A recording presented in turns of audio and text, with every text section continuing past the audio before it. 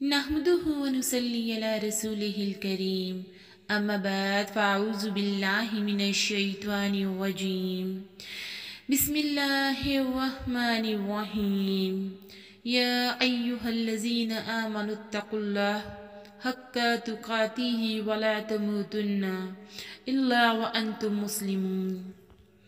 ہر قسم کی حمد و ثنا، تعریف اور توصیفات اس رب العزت کے پاک نام سے کہ جس نے ہمیں اشرف المخلوقات کا نام دے کر اس روح زمین پر بھیجا۔ اس کے بعد کروڑوں درود و سلام نبی پاک صلی اللہ علیہ وآلہ وسلم کی ذات پاک پر کہ جن کے ذریعے ہمیں ہدایت ملی۔ عزیز سامعین، اللہ سبحانہ و تعالیٰ ارشاد فرماتے ہیں کہ اے ایمان والو، مجھ سے ڈرو اور اس طرح ڈرو کہ جس طرح مجھ سے ڈرنے کا حق ہے۔ ہرگز نہ تمہیں موت آئے اس حال میں کہ تم مسلم نہ ہو۔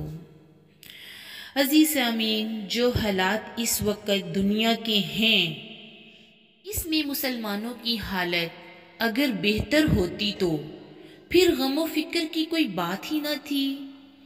لیکن جب ہم دیکھتے ہیں کہ کافر تو کافر ہیں، مسلمان جو ہیں ان کی حالت ان سے بھی زیادہ بری ہو گئی ہے۔ ان کو دیکھ کر یہ معلوم ہوتا ہے کہ جیسے خدا ہے ہی نہیں، خدا کا خوف ان کے دلوں سے نکل ہی گیا۔ یہ جانتے ہی نہیں کہ دنیا میں آئے ہیں اور انہیں لوٹنا بھی ہے۔ دنیا آج عملاً بالکل ہی خدا کی منکر ہو گئی ہے۔ اب اس بگاڑ کی ذمہ داری آخر کس پر عائد ہوتی ہے؟ کبھی سوچا؟ اللہ تعالیٰ کا یہ نظام ہے کہ اللہ سبحانہ و تعالیٰ نے انبیاء بھیجے اور انبیاء نے جو ان کو توجہ دلائی، لوگوں کو بتایا کہ ان کو خدا سے متعارف کروایا کہ خدا کہاں ہے، خدا کون ہے، خدا کیا کہتا ہے، خدا کا کیا حکم، اور خدا نے تمہیں دنیا میں کیوں بھیجا۔ یہ ہیں نبی، یہ ہیں پیغمبر کہ جن کا کام ہے لوگوں تک اللہ کا پیغام پہنچا دینا۔ آخری نبی محمد صلی اللہ علیہ وآلہ وسلم دنیا میں تشریف لائے اور وہ بھی اپنا کام کر کر چلے گئے اور اس طرح سے دنیا میں اسلام کو پھیلایا، خدا کا تصور پیش کیا، پھر وقتاً وقتاً لوگوں سے تسلیم کر لیا گیا کہ یہ خدا ہے اور یہ اسی کی کائنات ہے۔ آپ دنیا سے چلے گئے اور اپنے خلفائے راشدین کو چھوڑ گئے، یعنی کہ اللہ کا پیغام پہنچانے کے لیے اب کوئی نبی اس دنیا میں نہیں آئے گا، کیونکہ وہ آخری نبی تھے۔ اللہ نے ان پر نبوت ختم کر دی۔ اب اللہ کے نبی اس دنیا سے رخصت ہوئے اور یہ کام اپنے خلفائے راشدین کی تلیے چھوڑ گئے۔ اب ان کا کام تھا اپنے جانشینوں کو جو چھوڑا، اب ان کا کام تھا لوگوں تک اللہ کی حق بات پہنچانا اور لوگوں کو برائی سے روکنا اور اچھائی کی طرف لے آنا۔ خلفاء کے بعد تابعین، تبع تابعین، ولایت، ولی اللہ، بہت سے لوگ آئے جنہوں نے اللہ کی بات کو لوگوں تک پہنچایا، لوگوں میں اسلام پھیلایا اور دڑا دڑ لوگ اللہ کو جاننے لگے۔ لیکن آج کے لوگ اللہ سے کیوں اتنے غافل ہو گئے؟ کہاں چلے گئے وہ اللہ کے ولی؟ کہاں چلے گئے وہ اللہ کے بندے جو لوگوں کو حق بات پہنچائیں اور برائی سے روکیں؟ عزیز سامعین، ولایت ایسے نہیں مل جاتی، اللہ کی عبادت کرنی پڑتی ہے، اللہ کو راضی کرنا پڑتا ہے۔ بہت پیارے ولی اللہ حضرت خواجہ نظام الدین اولیاء، ان کی خدمت میں ایک عالم متقی بزرگ بیعت کے لیے حاضر ہوئے۔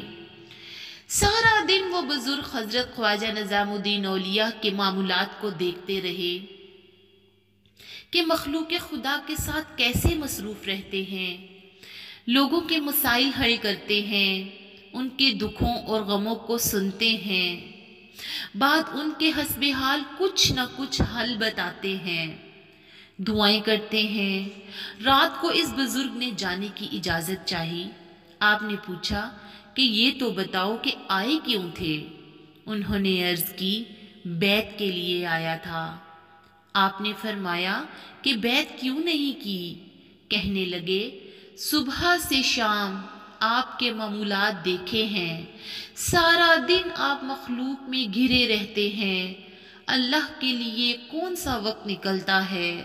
صرف نماز ہی تو پڑھی آپ نے، بقایا وقت مخلوق کے مسائل و معمولات کو نپٹاتے ہوئے گزار دیا۔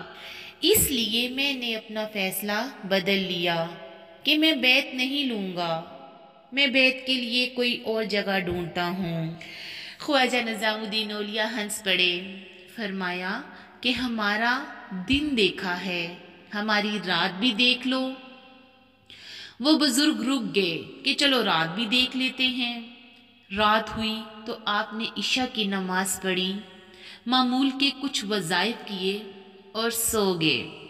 وہ بزرگ خود ساری رات مصلح پر بیٹھ کر قرآن کی تلاوت کرتے رہے، نفل پڑھتے رہے، ذکر و اذکار کرتے رہے اور سوچتے رہے کہ ان کی بڑی شہرت سنی تھی، نہ جانے کس طرح لوگ ان کو مانتے اور ان کی بیعت کرتے ہیں۔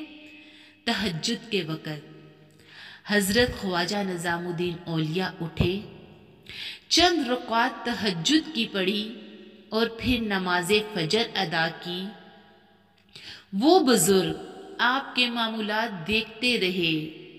فجر کی ادائیگی کے بعد آپ نے اس شخص کو سلا دیا۔ اس نے خواب میں دیکھا، اس بزرگ نے، کہ دو نور روشن ہوئے ہیں، دو نور کے ٹکڑے روشن ہوئے ہیں، ایک اس کے سر پر ہے اور ایک خواجہ نظام الدین اولیاء کے سر پر ہے۔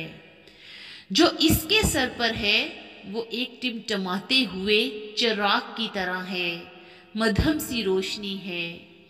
نور اس کے پاس بھی ہے مگر بجھتا ہوا، مدھم سا۔ جبکہ حضرت خواجہ نظام الدین اولیاء کے سر پر بہت بڑے ستونوں کی طرح ایک طاقتور نور ہے، جس سے اتنی شعاعیں نکل رہی ہیں کہ کوئی شخص آنکھ اٹھا کر ایک لمحے مسلسل اس روشنی کو دیکھ نہیں سکتا، اور وہ نور ان کے سر سے لے کر آسمان سے بھی اوپر تک جا رہا ہے۔ اس بزرگ کی آنکھ کھل گئی، کانپ اٹھا۔ وہ بزرگ آپ رحمت اللہ علیہ کے قدموں میں گر پڑا اور توبہ کرنے لگا، عرض کرنے لگا کہ آپ نے یہ مرتبہ کیسے پایا؟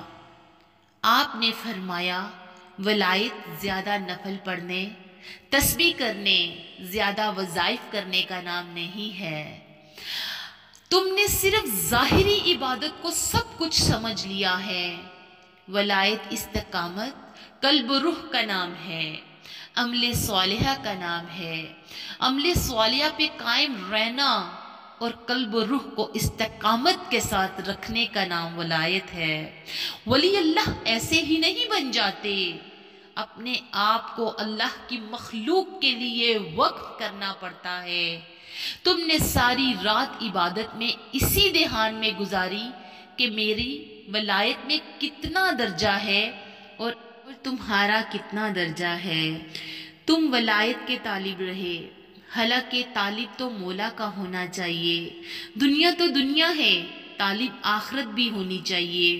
طلب ہونی چاہیے کہ دنیا میں عبادت کے سوا اللہ کی مخلوق کے ساتھ محبت کی جائے، اللہ کی مخلوق کو راضی کیا جائے۔ اگر تم چاہتے ہو کہ اللہ تم سے راضی ہو تو اس کی عبادت کے ساتھ ساتھ اس کی مخلوق کے ساتھ نرم عاجزی محبت والا سلوک کیا جائے، مخلوق کی خدمت کی جائے۔ جنت کے طالب و حرص میں بھی مارے مارے نہ پھرنا کہ تمہیں ولایت مل جائے، تمہیں جنت مل جائے، تمہاری ہوس جنت ہی ہو۔ آخرت کی حسین پریوں میں چھپی ہوئی حرص یہ ولایت نہیں۔ ولایت فقط طلب مولا، بندے کا دل روح جب استقامت کے مقام پر فائز ہو، وہ دل سے ہر شے کی طلب، رغبت، چاہت، الغرض کے ہر شے نکال دیتی ہے۔ دنیا تو دنیا، حتیٰ کہ آخرت کی حرص بھی نکال دیتا ہے، اور صرف اس کا دل اور روح اللہ کے ساتھ جڑ جاتا ہے۔ اور جب دل اللہ کے ساتھ جڑ جاتے ہیں تو دنیا کی لالچ، ہوس ختم ہو جاتی ہے۔ اور یہی کام ہمارا ہے کہ ہم اللہ سے محبت کریں، ہم نبی کے دین کو عام کریں، ہم نبی کی محبت اپنی روح میں بسا لیں، ہم لوگوں کو برائی سے روکیں، ہم لوگوں کو اچھائی کی طرف لے آئیں، کہ سب اللہ کی رضا کے لیے ہو اور اللہ ہم سے راضی ہو جائے۔ اللہ ہم سب کو استقامت دے اور دین اور دنیا دونوں میں بھلائی عطا فرمائے۔ وآخر دعوانا ان الحمد للہ رب العالمین۔ جہاں رہیں خوش رہیں، جو بھی کام کریں اس میں آپ کو ڈھیروں ڈھیر کامیابی حاصل ہو، کامیابی ہم سب کے قدم چومے، اس دعا کے ساتھ اجازت دیجیے گا۔ السلام علیکم ورحمۃ اللہ۔